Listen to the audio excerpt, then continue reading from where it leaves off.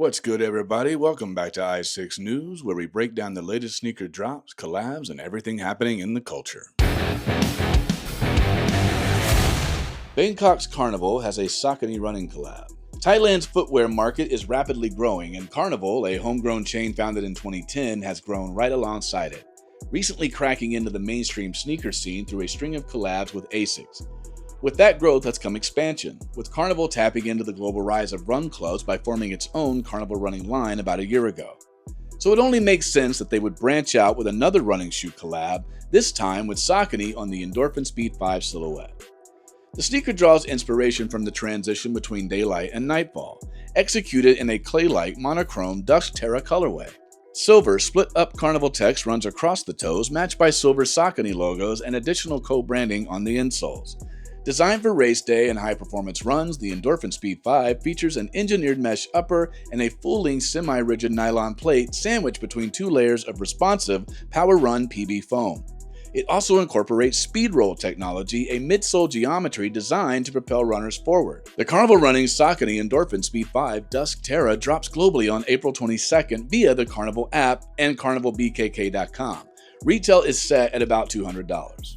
Then we've got the Air Jordan 3 Women's Orange Citrus. Some sneakers earn their legend on the court.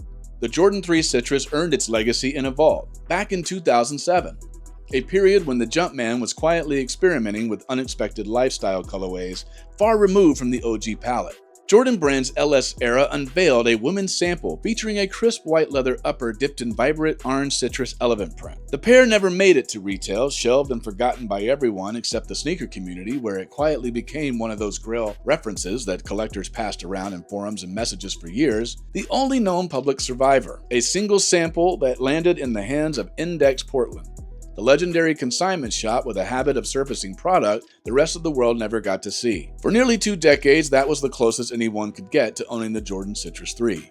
Now, almost 20 years later, after that sample was sketched out and scrapped, Jordan Brand is finally pulling it from the archives and giving it a proper release. What makes this release hit different is that Jordan Brand did the work to make sure the execution matches it.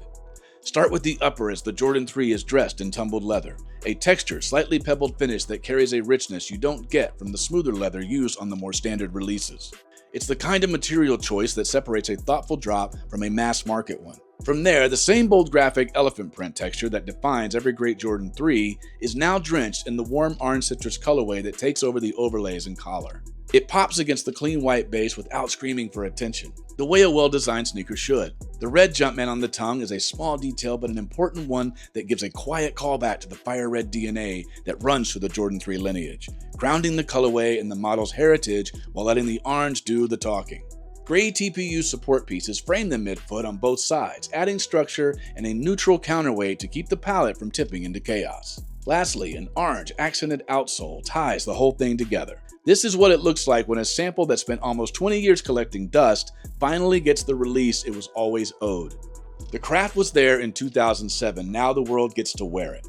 The women's Air Jordan 3 Retro Orange Citrus will be released April 30th through Nike and select retailers online and in-store, available in women's sizing. The retail price is set at $205.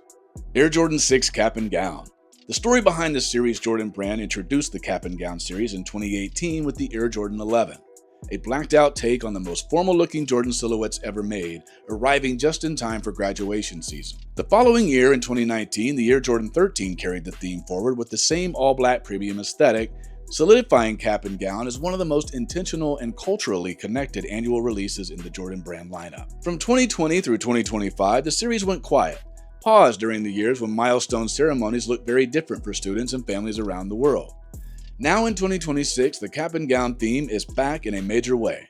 For the first time in the series' history, a single-digit Air Jordan silhouette is taking center stage as the Air Jordan 6 gets the Cap and Gown treatment in its 35th anniversary year.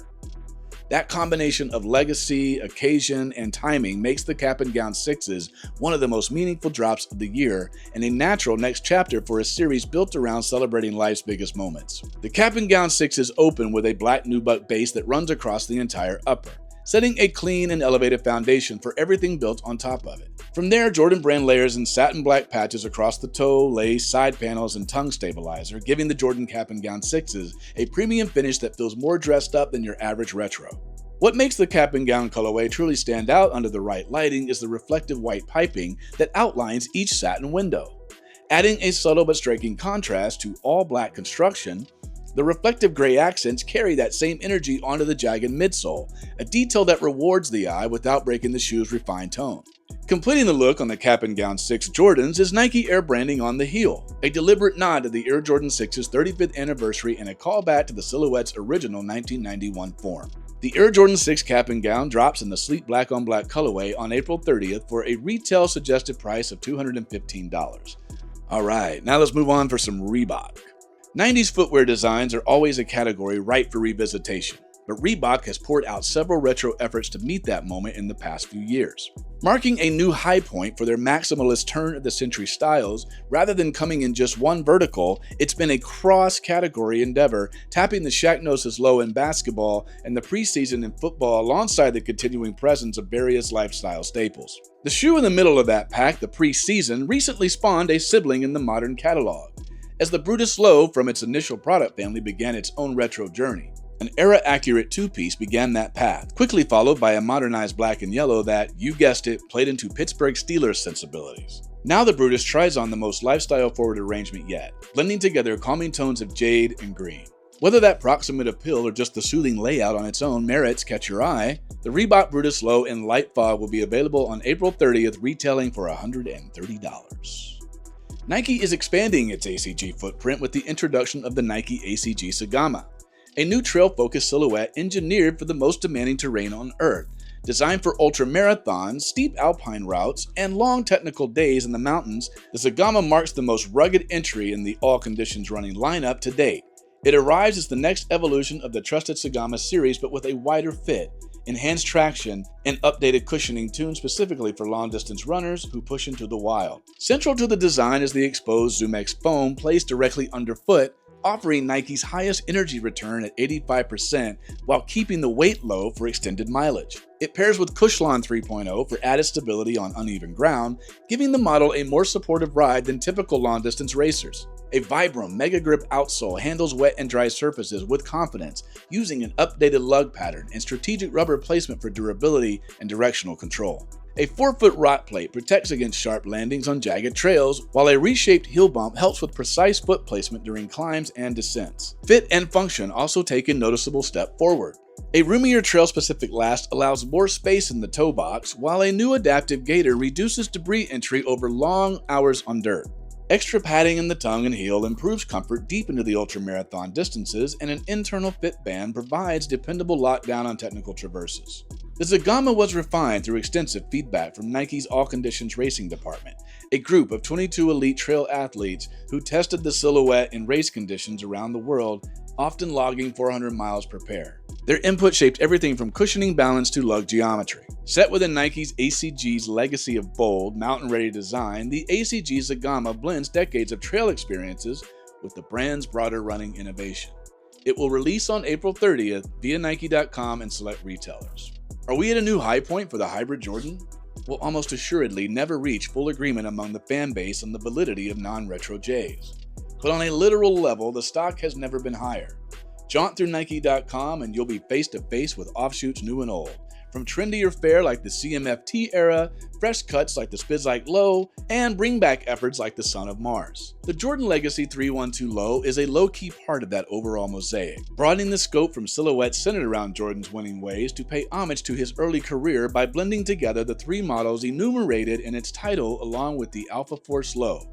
Headed by Don C., its progenitor's love for Jordan history now informs this Wolf Grey edition, obviously sharing a shade with the recently revived Jordan 5 but adapted in AJ1 style blocking. Expect this Jordan Legacy 312 Low in Wolf Grey to hit Nike.com in the coming weeks, retailing for $145.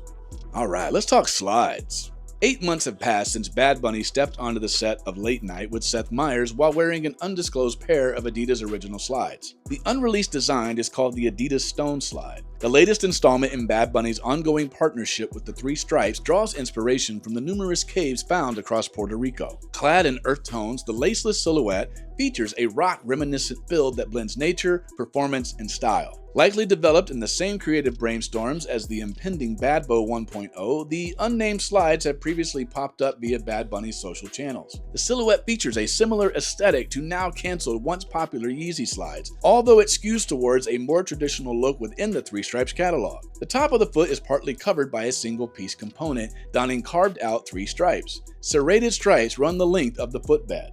As with other Adidas Originals projects by Benito, the footbed reads Adidas Para Bad Bunny, confirming the unreleased style is part of the Puerto Rican artist's growing catalog of collaborations. It's still unclear what type of materials are used for the upcoming chancletas, but it's likely some sort of EVA foam is used across the board. The stone slide features Bad Bunny's new logo, which debuted in campaign visuals for the launch of the Bad Bo 1.0. Slides are expected to release to the public during the summer of 2026, so keep your eyes peeled for them. And that's going to do it for this edition of i6 News. Thanks so much for watching, you guys. I greatly appreciate it. If you can like the video or subscribe to the channel if you have not already, I would also greatly appreciate that as well, as it really helps me out. And with that being said, I will catch you guys on the next one.